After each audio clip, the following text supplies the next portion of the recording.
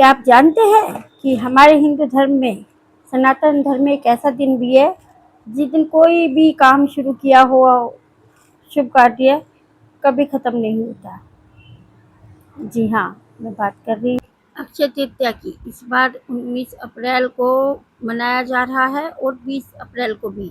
19 अप्रैल सुबह 10:49 से लेके 20 तारीख की सुबह 7:27 तक अक्षय तृतीया का शुभ मुहूर्त। नमस्कार दोस्तों, स्वागत है आप सभी का मेरे चैनल मधु त्यागी में। तो आज मैं एक छोटी सी वीडियो लेकर आई हूँ अक्षय तृतीया की। अक्षय तृतीया का क्या महत्व है और वो क्यों मनाया जाता है। वैसे तो बहुत से जो क्रिएटर्स हैं उन्होंने इस टॉपिक पर वीडियो डाली हुई है, लेकिन एक वीडियो मैं भी लेकर आई हूँ। अगर आपको पसंद आए तो प्लीज़ लाइक कीजिएगा, शेयर कीजिएगा और प्यारा सा कमेंट कीजिएगा। और अगर चैनल पर नए आए हैं तो चैनल को सब्सक्राइब जरूर कीजिएगा। तो जो है अक्षय तृतीया जो है एक बहुत ही महत्वपूर्ण दिन है हिंदू धर्म में, सनातन धर्म में हमारे एक बहुत ही महत्वपूर्ण दिन है। इसे बहुत ही पवित्र दिनों में गिना जाता है और ये बहुत ही शुभ माना जाता है। इसके बारे में आपने सुना ही होगा कि इसे बहुत शुभ माना जाता है अक्षय तृतीया। इसका फल जो है ना वो कभी खत्म नहीं होता। कहते हैं ना अक्षय, अक्षय मतलब ऐसा जो कभी खत्म ना हो। अक्षय का मतलब है जो कभी खत्म ना हो। इसीलिए ये इस दिन लोग अबूझ मुहूर्त है, कुछ नया वाहन खरीद सकते हैं, सोना खरीद सकते हैं, प्रॉपर्टी खरीद सकते हैं और किसी भी नए काम की शुरुआत कर सकते हैं। तो इसके लिए कोई जो है मुहूर्त देखने की जरूरत नहीं पड़ती है हमें। तो इसीलिए इस दिन अबूझ मुहूर्त होता है। ठीक है, तो इसीलिए इसे क्या कहते हैं, अक्षय तृतीया। तो इसमें जो है मैं इसकी एक छोटी सी कहानी आपको सुनाने वाली हूँ कि अक्षय तृतीया क्यों मनाई जाती है। ठीक है, तो एक गांव था जिसमें एक गरीब ब्राह्मण रहता था। बहुत ही जो अपने मांग के जो है अपना काम करते थे, पूजा पाठ करते थे, तो उससे ही उनका गुजारा होता था। लेकिन वो भगवान विष्णु जी के बहुत बड़े भक्त थे, बहुत परम भक्त थे, बहुत उनकी पूजा पाठ करते थे सच्ची श्रद्धा से, पूरे मन से ही, बिल्कुल हृदय से उनकी पूजा करते थे। तो लेकिन वही है ना कि खाने पीने को तो था नहीं ज़्यादा, बस मुश्किल से ही गुजारा कर पाते थे अपने मांग के। तो एक दिन अक्षय तृतीया का दिन आया तो उन्होंने सोचा कि मैं कुछ अपने भगवान विष्णु जी को जो है कुछ दान करूँगा उन्हें। उनका मन हुआ ऐसा, उनका भाव था ऐसा कि मैं भगवान विष्णु को दान करूँगा कुछ।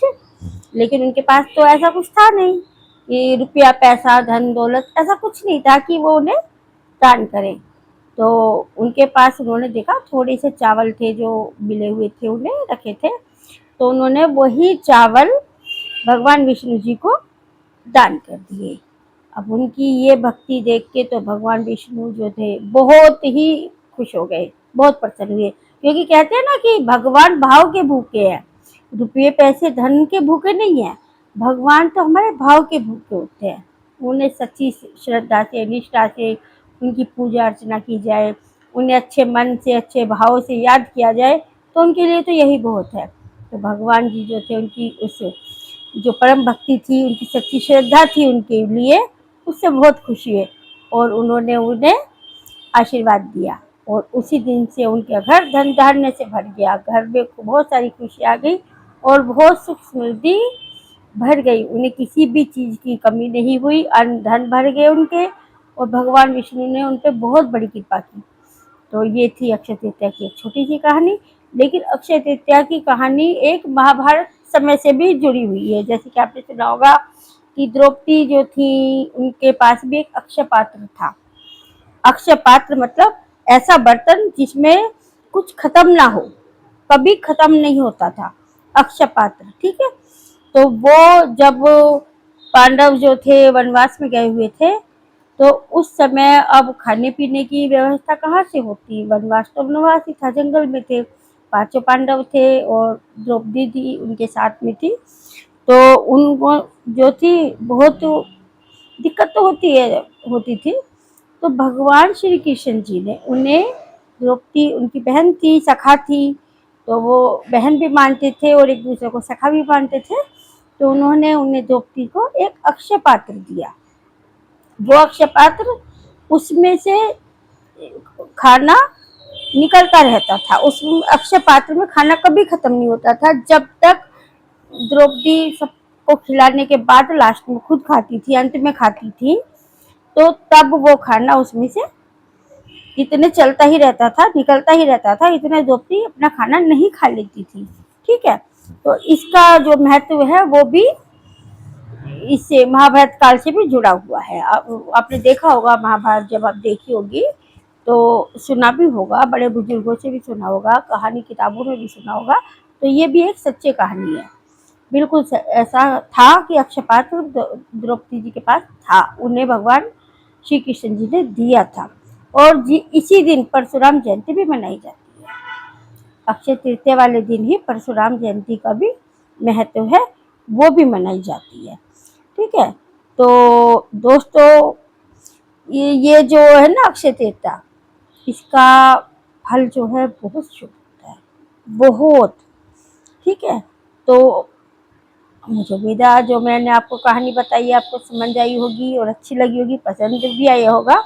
तो दोस्तों अक्षय जो है, अक्षय तृतीया वाले दिन जो है सॉरी, अच्छे और सच्चे मन से किया गया दान बहुत शुभ माना जाता है और आपकी जीवन की दिशा और दशा दोनों बदल सकता है।